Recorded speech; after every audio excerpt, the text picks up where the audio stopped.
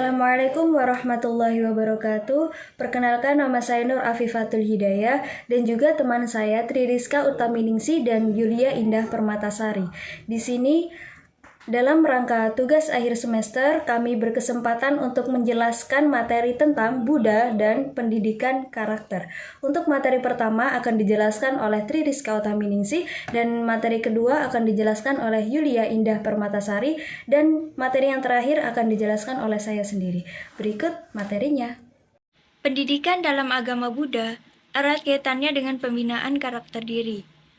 Buddha Gautama mengajarkan dan membimbing siswanya untuk bertransformasi diri ke arah yang lebih baik, hingga merealisasikan nirwana, di mana hal tersebut merupakan tujuan akhir dari segala umat Buddha. Kehidupan yang sedang dijalankan ini ialah bagian dari pembelajaran dan pelatihan diri. Artinya, ketika dilahirkan hingga akhir hayat, pendidikan ini tidak pernah berhenti hingga tujuan akhir tercapai. Ada 4 kebenaran mulia atau Catani, Aryana, Arya Sacani yang menjadi dasar filosofi pendidikan Buddha. Ini merupakan ajaran yang diberikan oleh Buddha Gautama kepada 5 siswa pertamanya yang saat ini dikenal dengan sebutan Sangha atau perkumpulan para biksu dan biksuni. 4 kebenaran mulia ini membahas tentang penderitaan atau dukkha, yang terdiri dari 1. Adanya penderitaan, 2. Penyebab dari penderitaan, 3. Akhir dari penderitaan, dan 4. Jalan melenyapkannya penderitaan. Arti dukkha sendiri adalah penderitaan, namun menurut Biksu Ajahn Sumedho, penderitaan yang dimaksudkan di sini bukanlah penderitaan personal yang dibahas sebagai wujud penderitaan. Namun, Buddha mengajarkan bahwa di dunia ini terdapat penderitaan dan penderitaan tersebut harus dipahami yang meliputi sebab dari penderitaan, lenyapnya penderitaan, dan jalan menuju lenyapnya penderitaan. Hal tersebut dapat diartikan bahwa penderitaan meliputi adanya kebodohan dan ketidaktahuan dalam diri. Oleh karenanya, hal tersebut harus dicari atau dipahami sebab adanya kebodohan atau ketidaktahuan tersebut. Kemudian dianalisis bagaimana cara melenyapkannya. Pengertian itu akan mengarahkan seseorang untuk merealisasikan jalan menuju melenyapkannya dukkha. Demikian pula adanya penyelenggaraan pendidikan diupayakan agar seseorang mampu menganalisis kebodohan dalam dirinya sehingga akan memunculkan motivasi untuk mengembangkan potensi yang dimiliki, yang akan menuntun seseorang terlepas dari lingkaran kebodohan dan penderitaan.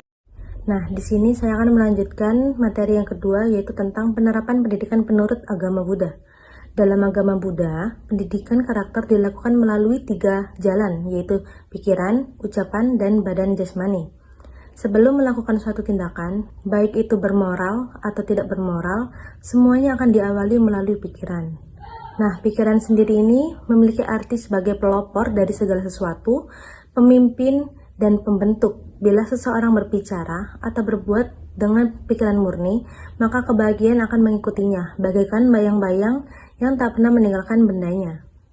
Pikiran adalah awal mula dari segalanya, maka dari itu dalam ajaran agama Buddha, yang pertama kali diajarkan adalah pengendalian pikiran untuk membentuk karakter yang baik.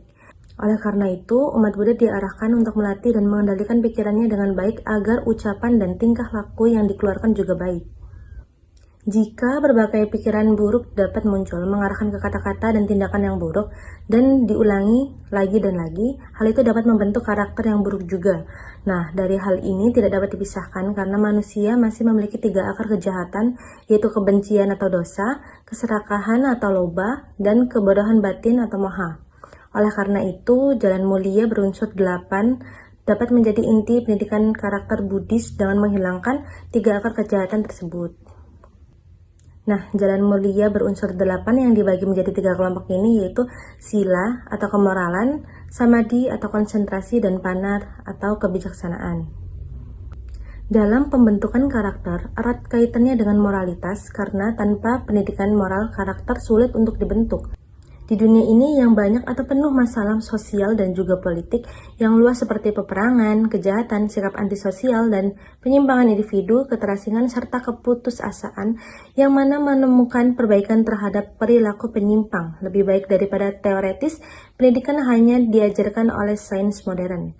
Oleh karena itu, sangatlah penting untuk memberikan pendidikan moral sejak dini guna membentuk karakter manusia yang mampu menampilkan dirinya dengan baik di dunia yang luas. Baik, untuk materi selanjutnya yaitu penilaian Buddha terhadap praktek pendidikan kekinian. Jika membicarakan tentang pendidikan kekinian, maka kata internet akan selalu terbersit atau lebih tepatnya belajar daring atau online yang sering kita lakukan. Banyak yang menyukai metode pembelajaran ini karena kepraktisannya, menghemat waktu perjalanan, menghemat tenaga, dan berbagai alasan lainnya. Menurut penilaian kami, metode ini itu bukanlah metode yang buruk, namun kurang efisien, yang mana hal ini kami kaitkan dengan pendidikan dalam Buddhism yang meliputi adanya interaksi antara guru dan siswa atau yang biasa disebut dengan belajar dan mengajar. Seperti yang dijelaskan dalam Sigalopada Sutta tentang 5 kewajiban guru dan 5 kewajiban siswa. 5 kewajiban seorang guru yaitu melatih siswa sedemikian rupa sehingga ia terlatih dengan baik, membuat ia menguasai apa yang telah diajarkan, lalu mengajar secara mendalam ilmu pengetahuan dan kesenian, lalu berbicara baik tentang muridnya di antara sahabat dan kawan-kawannya, memperlengkapi muridnya demi keamanan dalam setiap arah. Selanjutnya yaitu penerapan pendidikan menurut Buddha. Ada pula 5 kewajiban murid terhadap guru yang meliputi bangkit dari tempat duduk mereka atau memberi hormat, lalu melayani mereka dengan tekad baik untuk belajar, memberikan persembahan kepada mereka, dan memberikan perhatian sewaktu diberi pelajaran. Dari keterangan di atas, khususnya yang kami garis bawahi, dapat kita simpulkan bahwa ketidakefisienan pembelajaran daring adalah kurangnya interaksi antara guru dan peserta didik. Interaksi yang kami maksud adalah ketika ada murid yang bingung dengan penjelasan gurunya, murid cenderung akan malas untuk bertanya. Tidak hanya itu, pembelajaran daring akan mempermudah murid untuk terdirect dari pelajaran dan tidak memberikan perhatian terhadap pelajaran. Materi yang terakhir yaitu Buddha dan kekuasaan politik dalam perubahan praktek pendidikan.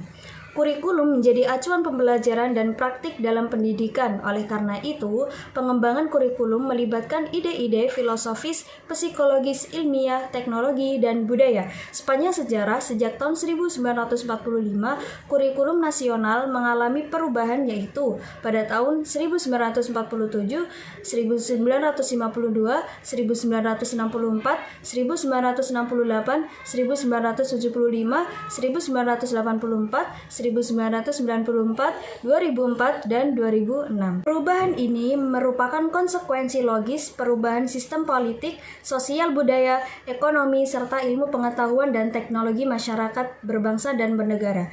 Karena kurikulum sebagai rencana pendidikan, maka harus dikembangkan secara dinamis sesuai dengan kebutuhan dan perubahan yang terjadi di masyarakat.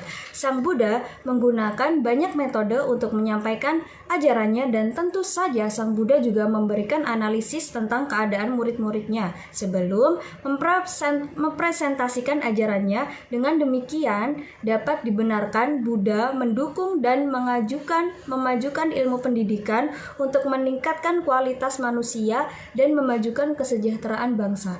Ini telah dipraktikkan dan dikembangkan sejak zaman Sang Buddha. Itu tadi merupakan sedikit penjelasan materi Buddha dan pendidikan karakter dari kami. Jika ada kesalahan ejaan maupun kesalahan kata, mohon maaf sebesar-besarnya. Wassalamualaikum warahmatullahi wabarakatuh.